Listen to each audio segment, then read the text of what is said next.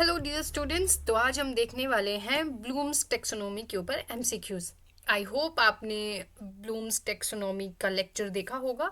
अगर नहीं देखा है तो आप पहले उसको देखिए, फिर उसके बाद क्वेश्चंस अटेम्प्ट करिए, बिकॉज वो ज़्यादा हेल्पफुल होगा। तो चलिए शुरू करते हैं क्वेश्चन नंबर 1 से। क्वेश्चन नंबर 1 है, Bloom's taxonomy is related to physical growth, cognitive, objective, emotional health, and personality type. So here the right answer is think. You have to pause the video and then you have to give the answer. So here the right answer is cognitive objectives. Bloom का वर्गीकरण संबंधित है किससे? शारीरिक विकास से, संज्ञानात्मक उद्देश्यों से, या भावनात्मक से, या व्यक्तिगत के प्रकारों से। सो ये आपको हिंदी और इंग्लिश दोनों में मिल जाएगा, जो भी आपका मीडियम है आप उसमें देख सकते हैं। देन आता हमारा second question, Bloom's taxonomy was developed in कौन सी ईयर में करी गई थी? 56, 48, 65, 72।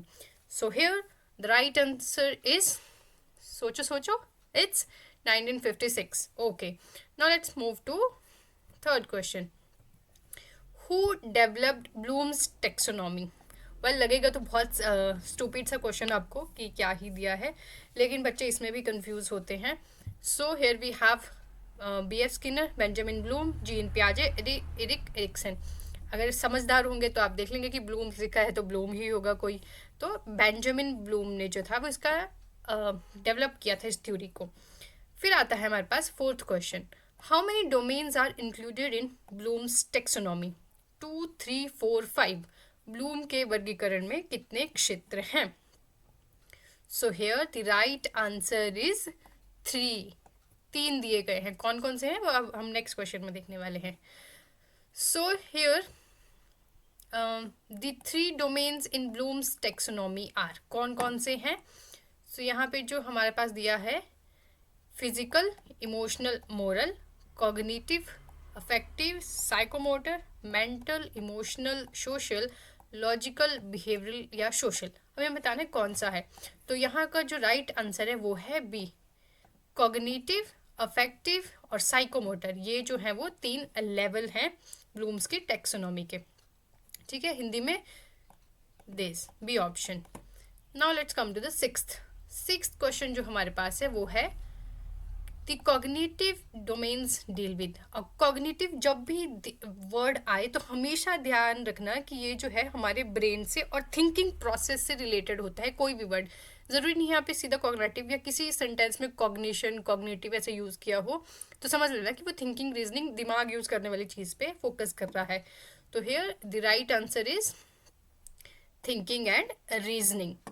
ठीक है, सोचने और तर्क करने से संबंधित है। Now let's see which of the following is the correct order of levels in cognitive domain revised Bloom? अब जो ब्लूम्स टेक्सोनोमी थी उसको बाद में जो था वो रिवाइज किया गया था। ठीक है, आप मुझे कमेंट में बताएंगे कि कौन कौन वो थिंकर थे या स्कॉलर थे जिन्होंने रिवाइज किया है। ठीक है, so here we have first option is remember, understand, apply, analyse, evaluate, create, या फिर भी अंडरस्टैंड करो, रिमेंबर करो, फिर अप्लाई करो, एनालाइज करो, इवेल्युएट करो या क्रिएट करो। ठीक है, then C remember, apply, understand, evaluate, analyse, create, analyse, remember, apply, understand, evaluate and create.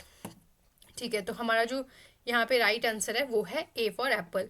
सबसे पहले रिमेंबर, फिर उसको समझेंगे, फिर अप्लाई करेंगे, फिर एनालाइज करेंगे, फिर इवेल्युएट करेंगे एंड फिर क्रिएट करेंगे। Alright, now let's move to other question. हमारा 8th क्वेश्चन है कि इवेल्युएशन का मतलब क्या है? मूल्यांकन का अर्थ है